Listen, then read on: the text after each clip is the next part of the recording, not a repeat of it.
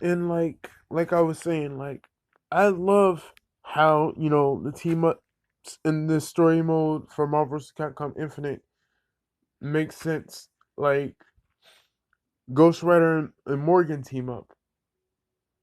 Um Hulk and Ryu team up. And I feel that, like with those team ups, this game has the potential to have done more to it. That said, allow me to discuss, the drawbacks. Now, disclaimer, as much as I just said I love this game in its story mode, I'm not gonna lie to you. This game does have some drawbacks. But it isn't that many. Due to the fact that, you can do the air combos a lot easier now. All you gotta do is just press square as long as you're close to them and it connects. And then you'll be able to do aerial combos. Now on to the drawbacks. I'm gonna address the elephant in the room. The biggest drawback this game has, what made Marvel vs. Capcom, is the fact that there were X-Men characters. Now, I've done my research, and the producers of this game has specifically said, and I quote, "We understand that, you know there are X-Men fans out there, and although we agree Marvel vs. Capcom would be nothing without, the variety of X-Men and Capcom characters. But due to today's generation and age of young gamers today, they may not go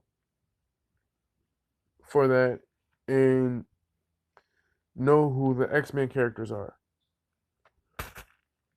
Now, right there, I'd say that that's bullshit, because you can go up to any kid in any era and they know who Wolverine is. They know who Eric is. And for those who don't know, Eric is Magneto.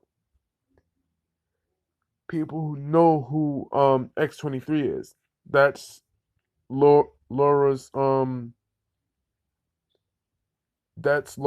code name for the X-Men, because she's a part of the X-Men, who was voiced by Tara Strong, the voice of Ben 10, Timmy Turner, Hello Kitty, Harley Quinn, one of the ponies in my ponies in Friendship is Magic, Baby Dale, Terrence from Foster's Home for Imaginary Friends, and many, many more. Although I find that to be personally bullshit that people won't know who the X-Men characters are.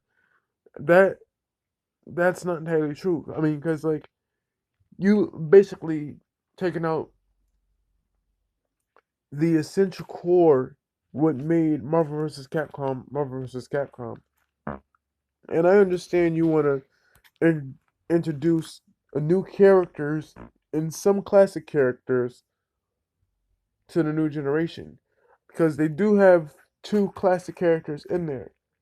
One of the classic characters being Mega Man, but he's known as Mega Man 10 or Mega Man X in this, which I don't mind. I mean, they haven't had Mega Man in a Marvel vs. Capcom game since Marvel vs. Capcom 1 and 2 and the Dreamcast version of Marvel vs. Capcom 3.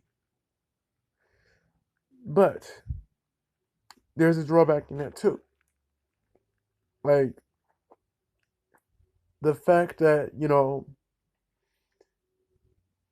that they went back to, the original playstyle with uh only two and not just a three tag team. That what suffers a lot because with Marvel vs. Capcom 3 having three characters, you can extend the team aerial combo, and that was the big selling point for Marvel vs. Capcom. I mean, Marvel vs. Capcom 1 and 2 had air combos, but they weren't as easy as to activate as they are in Marvel vs. Capcom 3 or in Marvel vs. Capcom Infinite. Although, like, I understand why when this game first came out, it failed, but in a way, people still played it because it's been over 6 years since Marvel vs. Capcom been out. And like, I'm not just talking about a re-release. I'm talking about an official Marvel vs. Capcom game. That hasn't happened in years. And although everybody was excited, I mean, because nothing was done, like it's been teased, it's been picture shots, people made fan art about it, and then when it finally came out to happening, people was like, oh, okay, this this will be good. I mean, because you know, Marvel vs. Capcom as a franchise put a lot of tournaments on the map because that was essentially like a Street Fighter game, but with Marvel characters, and everybody played it in tournaments. Hell, me and my brothers and cousin used to play that alongside with Dragon Ball Z and Tekken and Street Fighter and all that. So we had all the game tournaments. So to see that um Marvel vs. Capcom is coming back in the tournament bracket or the tournament scene was a nice touch for me because I personally never, been to tournaments. I've seen a lot of tournaments, and anybody who's anybody would at least go to one, or if not go to one, they would host their own tournaments.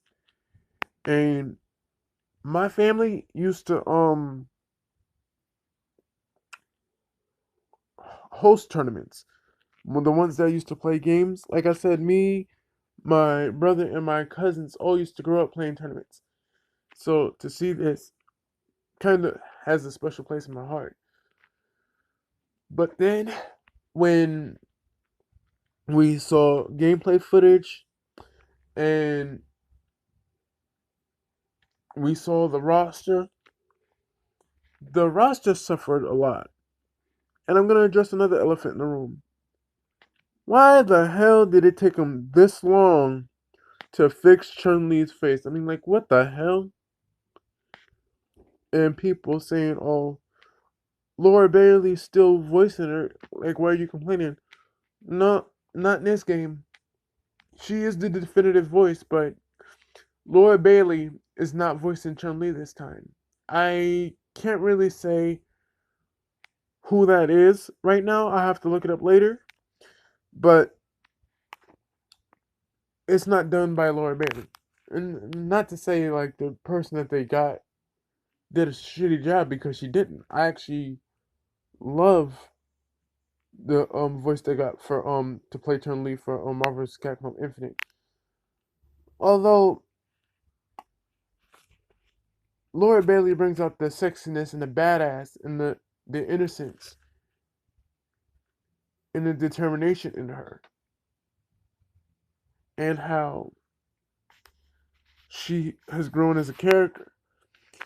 And I say that because when I played Street Fighter V and I played with her, you can hear how much Chun Li has grown, and that's all done to Laura Bailey's amazing talent.